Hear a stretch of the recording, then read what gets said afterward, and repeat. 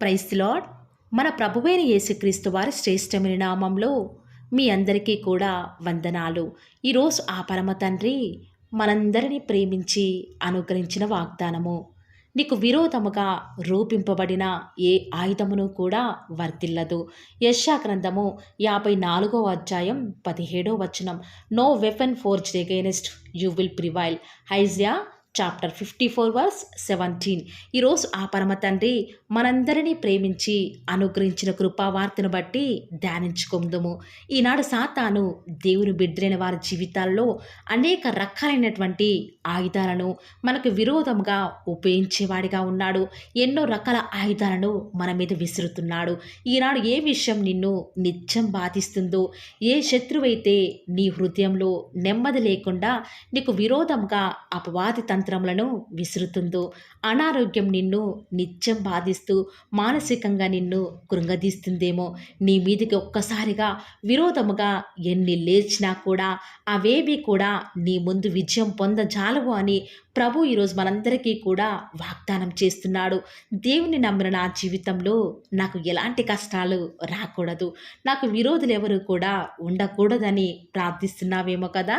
కానీ ప్రియులారా, దేవుని మీద విశ్వాసం ఉంచి జీవిస్తున్న నీ జీవితంలో నీకు విరోధంగా అనేక ఆయుధాలు రూపించబడ్డాయి అని దేవుడే అంటున్నాడు. కానీ దేవుడు నీ పక్షముగా ఉంటే అసలు నీకు విరోధి ఎవడు? అవన్నీ కూడా నీ ముందు నిలవనేరవు. నీవు ఒకవేళ జలములలో పడి వెళ్ళవలసిన పరిస్థితులు నీ దేవుడు నీ జీవితంలోనికి అనుమతిస్తాడు, కానీ అవి నీ మీద పొర్లిపారవు. అగ్ని వంటి శ్రమల గుండా నువ్వు ఒకవేళ నడవవలసిన పరిస్థితి వచ్చినా కూడా అవేవి కూడా నిన్ను కాల్చవు అని ఆ పరమ తండ్రి సెలవిస్తున్నాడు. దేవుని ఎవరైతే వారి జీవితంలో ప్రతి పరిస్థితులలో కూడా మొదటి స్థానం ఇస్తారో వారి జీవితంలోనికి ఎలాంటి అవరోధాలు ఎదురైనా సరే దేవుడు ప్రతిదీ కూడా మన జీవితంలో మేలుకే చేస్తాడు అని ఈరోజు ఈ వాగ్దానం వింటున్న నువ్వు నేను ప్రతి ఒక్కరము కూడా గుర్తుంచుకోవాలి. ఆనాడు సౌలు దేవుని బిడ్డైనటువంటి దావీదును ఎలాగైనా తన గురించి చెడుగా ప్రచారం చేయాలని అందరి ముందు ఎంతో చెడ్డగా దావీదు గురించి ప్రచారం చేస్తూ అతను దూషిస్తున్నాడు. ప్రియులారా, ఎప్పుడైతే దావీదు సౌలు ఉన్న స్థలంకు చేరుకోగానే సౌలు దేవుని యొక్క ప్రేరేపణ పొందుకున్నవాడే. అప్పటి వరకు కూడా దావీదుకు విరోధంగా మాట్లాడినవాడు దావీదును ఆశీర్వదిస్తూ నీకు శుభవచనం, నీవు దీర్ఘాయుష్మంతుడు అని శపించిన నోటితోనే దీవించాలి. ప్రియులారా, అబ్బో చూసారా ప్రియులారా, మనం నమ్ముకున్న మన దేవుడు మన మీద ఎవరైతే అనవసరంగా కోపపడతారో వారిని నీ పక్షం వారిగా చేస్తాడు. నువ్వు భయపడనక్కరలేదు, సిగ్గుపడనక్కరలేదు.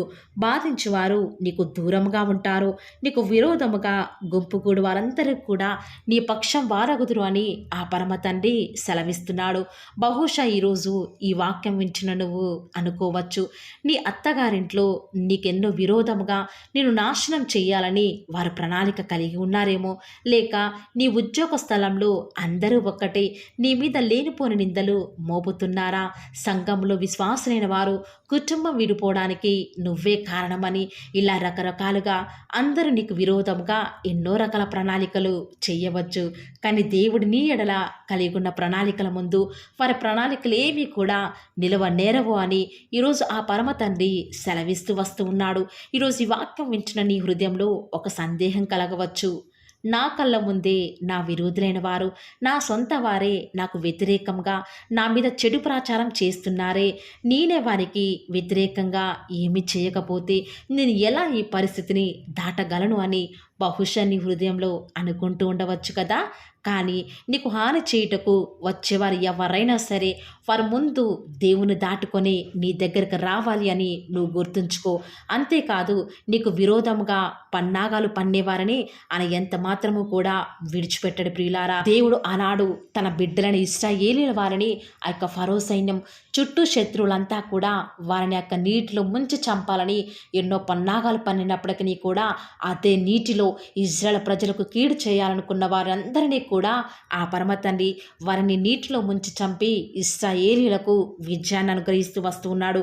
కాబట్టి ప్రియులారా, ఈరోజు నువ్వు ఎదుర్కొంటున్న ప్రతి నిందలు, అవమానాలు అవన్నీ కూడా ప్రార్థనాపూర్వకంగా దేవునికి విడిచిపెట్టు. ఆయన నీ పక్షంగా నీకు విరోధులైన వారిని నాశనం చేసి నీకు విజయం ఇవ్వబోతున్నాడని ఈరోజు నీ ప్రభువును బట్టి ధైర్యంగా చెప్పగలుగుతూ వస్తూ ఉన్నాను. కాబట్టి ప్రియులారా, పరిస్థితులు ఏ రీతిగా ఉన్నప్పటికీ కూడా నీకు విరోధంగా వారు ఎన్ని ప్రయత్నాలు చేస్తూ వస్తూ ఉన్నప్పటికీ కూడా అవన్నీ నీ దేవునికి తెలుసు. ఖచ్చితంగా నీ విరోధుల పక్షంగా ఆ పరమతను నీకు న్యాయం చేయబోతూ వస్తూ ఉన్నాడు.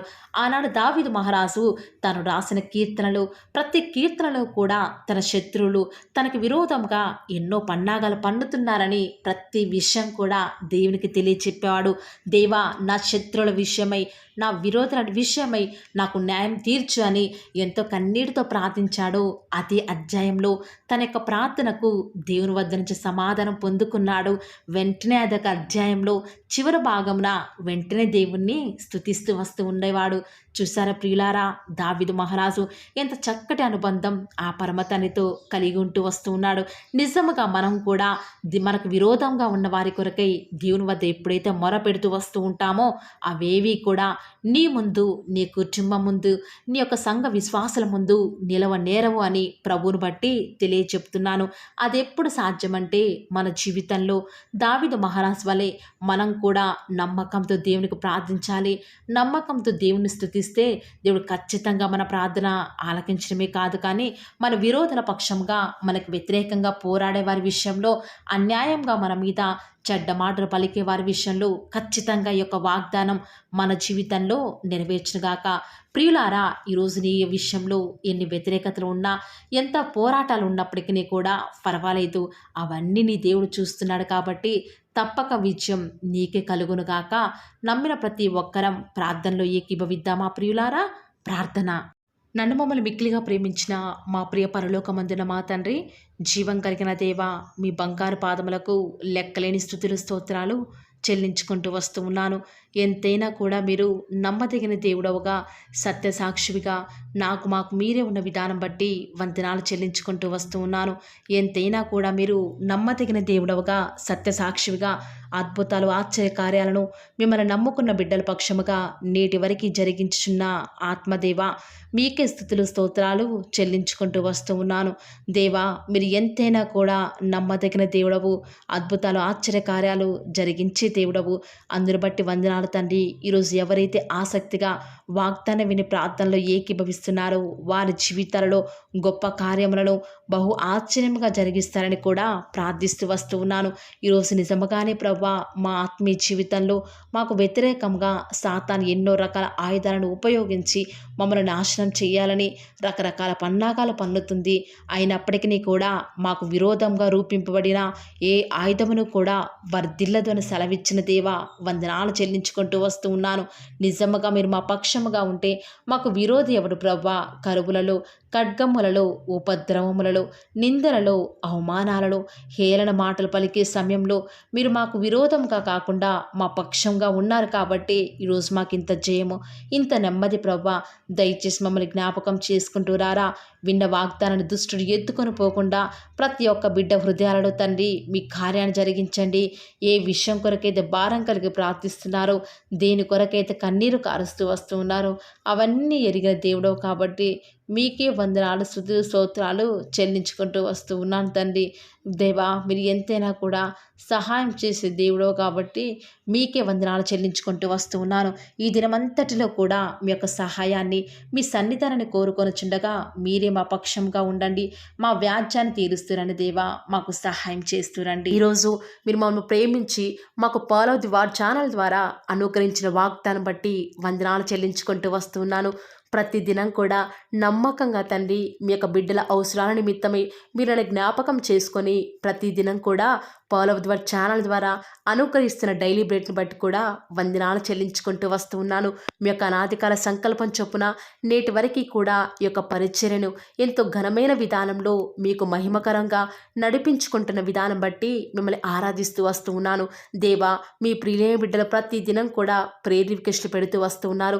అట్టి బిడ్డను జ్ఞాపకం చేసుకుంటూ రారా దేవా. వారి యొక్క ప్రతి అవసరాల నిమిత్తమై భారం కలిగి ప్రార్థించేటువంటి మంచి మనసును నాకు అనుగ్రహించండి దేవా. ఎవరైతే ఎలాంటి సమస్యల గుండా, వేదనల గుండా, చెప్పుకోలేని పరిస్థితుల గుండా ఈరోజు ఎవరైతే వెళ్తున్నారో ఒక్కసారి మీరు దయచేసి వారిని జ్ఞాపకం చేసుకుంటూ రారా. ప్రతి పరిస్థితులలో కూడా మీరే వారికి చాలని దేవుడుగా ఉంటూరండి. ఈరోజు ఎవరైతే ప్రయత్నించబోతున్నారో వారి ప్రతి పనిని కూడా మీరే సఫలం చేస్తురండి. నేడు దినమున ఏ పనులైతే ఆగిపోతూ వస్తూ ఉన్నాయో ఆ యొక్క ప్రతి పని కూడా ఆగిపోకుండా ముందుకే సాగిపోయే కృపను ప్రతి ఒక్కరికి కూడా మీరే అనుగ్రహిస్తూ వస్తారని కూడా ప్రార్థిస్తూ వస్తూ ఉన్నాను. దేవా, ఈరోజు మీ బిడ్డనే వారు చేసే ప్రతి వ్యాపారాన్ని కూడా దీవించండి, ఆశీర్వదించండి. ఎక్కడా కూడా నష్టం రాకుండా దయచేసి మీరు వారిని జ్ఞాపకం చేసుకుంటూ రండి. అంతేకాదు దేవా, మీరే మా ప్రతి అవసరాలలో కూడా మీరే మాకు దేవుడుగా ఉంటారని కూడా ప్రార్థిస్తూ వస్తున్నాను. ఈరోజు ఎవరైతే తండ్రి దూర ప్రాంతాలకు ప్రయాణమే వెళుచున్నారో వారిని జ్ఞాపకం చేసుకుంటూ రండి. ఇతర రాష్ట్రాలకు, ఇతర దేశాలకు వెళ్ళే బిడ్డల్ని జ్ఞాపకం చేసుకుంటూ రండి. మీ ప్రియులైన బిడ్డలు ఎక్కడ ఉన్నా, ఏ వ్యాపారం చేసినా మీ నామానికి మహిమ తెచ్చే విధంగా వారిని జ్ఞాపకం చేసుకుంటూ రండి దేవా. ఈనాడు ఈ లోకంలో మా కళ్ళ ముందే తండ్రి భక్తిహీనులైన వారు, దేవుని ఎరగని వారు గొప్ప స్థితిలోనికి వెళ్ళిపోతుంటే వారిని చూసి మీ బిడ్డల వారు డిసప్పాయింట్మెంట్ అవ్వకుండా తండ్రి మీరు వారిలో ఉన్నారు కాబట్టి మీరు మమ్మల్ని ఖచ్చితంగా ఒకరోజు గొప్ప స్థితిలో ఉంచుతారని నిరీక్షణ కలిగి మేము జీవించే భాగ్యాన్ని మాకు మీరు అనుగ్రహిస్తురండి. బహుశా మాకు ఈనాడు ఈ లోకానుసారంగా ఏమీ లేకపోవచ్చు, కానీ ప్రతి దినం కూడా అన్ని లేని వారికి లేనటువంటి ఆదరణను ప్రతి దినం కూడా ఈ యొక్క పౌలవ ఛానల్ ద్వారా మీరు మాకు అనుగ్రహిస్తున్నారు కదా తండ్రి. దాన్ని బట్టి మీకు వందనాలు చెల్లించుకుంటూ వస్తూ ఉన్నాను. దేవా, దయ చూపించండి తండ్రి. దయచేసి మాకు సహాయం చేయరా తండ్రి. మీ అంత విశ్వాసం ఉంచి ప్రార్థిస్తున్నాం కదా. మా జీవితాలలో మీ యొక్క గొప్ప కార్యాన్ని జరిగిస్తారని కూడా మీ పాద సన్నిధిలో ప్రార్థిస్తూ వస్తూ ఉన్నాను. ఈరోజు ఎవరైతే తండ్రి దుఃఖంలో, వేదనలో, చెప్పుకోలేని పరిస్థితులలో తండ్రి అనారోగ్యాల గుండా వెళ్తున్నారో, ఐసీయూలలో ఉన్నారు, జనరల్ వార్డులలో ఉన్నారో తండ్రి, ఎవరైతే హాస్పిటల్ చెకప్ కొరకే వెళ్తూ వస్తూ ఉన్నారో తండ్రి, ఎవరైతే మరణపు పడకలో తండ్రి లేవలేని స్థితిలో తండ్రి మృత్యుతో పోరాడుతూ తండ్రి కనీస ప్రార్థనలో ఏకీభవించినటువంటి నిస్సహాయ స్థితిలో ఉన్నారో అట్టి బిడ్డల కొరకు ఈరోజు భారం కలిగి ప్రార్థిస్తున్నాను. ఒక్కసారి మీరు వారిని జ్ఞాపకం చేసుకుంటూ రారా దేవా. దయచేసి మీరు వారి యందు కృప చూపించండి తండ్రి. ఎవరు ఎలాంటి మరణకర పరిస్థితిలో ఉన్నప్పటికీ నీకు తండ్రి మీరే వారిని ఆజ్ఞాపించండి తండ్రి. వారిని లేవనెత్తండి. మా ప్రతి పరిస్థితులలో కూడా మీరే మాకు చాలని దేవుడుగా ఉంటారని కూడా మీ పాద సన్నిధిలో ప్రార్థిస్తూ వస్తున్నాను. ఈరోజు ఎవరైతే పిల్లలు లేరని బాధపడుతున్నారో వారికి సంతానాన్ని అనుగ్రహించండి దేవా. ఈనాడు సంతు లేని దానిని కుమారులు గల సంతోషం గల తల్లిగా చేస్తానని వాగ్దానం చేసిన దేవా, దయచేసి సహాయం చేయండి. అబ్రహాం వలవను దీవించండి తండ్రి. వారి యొక్క సంతానము ఇసుక రేణువుల వలె విస్తరించుటకు గాను మీరే వారికి సహాయం చేస్తారని కూడా ప్రార్థిస్తూ వస్తూ ఉన్నాను. డెలివరీ కొరకే సిద్ధపడుచున్నటువంటి గృహిణులను జ్ఞాపకం చేసుకునండి. గర్భిణీ స్త్రీలను ఆశీర్వదించండి తండ్రి. తల్లి బిడ్డలకు క్షేమకరమైన ఆరోగ్యాన్ని మీరే వారికి అనుగ్రహిస్తూ వస్తారని కూడా ప్రార్థిస్తూ వస్తూ ఉన్నాను. దేవా, ప్రత్యేకించి తండ్రి ఉద్యోగం లేదని బాధపడుతున్న యవ్వనస్తుల జ్ఞాపకం చేసుకోరా తండ్రి. వారి యొక్క ప్రతి పరిస్థితులలో కూడా మీ యొక్క సహాయాన్ని కోరుకొనిచుండగా దయచేసి కృప చూపించండి. మీరే వారికి తోడుగా ఉంటూ వస్తారని కూడా ప్రార్థిస్తూ వస్తూ ఉన్నాను. దేవా, ప్రత్యేకించి తండ్రి వివాహం ఆలస్యమైపోతుందని ఎంతోమంది ఆడబిడ్డలు యవ్వనస్తులు దుఃఖంలో ఉన్నారు. ఎన్నో ఉపవాస ప్రార్థనలు చేస్తూ ఉండవచ్చు. దేవా, దయచేసి వారు భారం కలిగి చేస్తున్న ప్రార్థనను అంగీకరించి తగిన సమయంలో తండ్రి వారి యొక్క వివాహం జరుగుట ద్వారా మీ నామానికి మీరే మహిమ తెచ్చుకుంటూ వస్తారని కూడా ప్రార్థిస్తూ వస్తూ ఉన్నాను. ఇంకా తండ్రి ఎవరైతే తండ్రి చెప్పుకోలేని సమస్యల చేత, ఇరుగు పొరుగు వారి దేవా సమస్యల చేత బాధపడుతున్నారో వారిని జ్ఞాపకం చేసుకొని వారికి సంతోషాన్ని అనుగ్రహిస్తారని ఇప్పటి వరకు కూడా చేస్తూ వచ్చిన ప్రార్థన అంగీకరించినారని నమ్ముచూ స్తుతిస్తూ యేసుక్రీస్తు నామమున స్తుతించి ప్రార్థించి వేడుకొనుచున్నాం తండ్రి. ఆమేన్.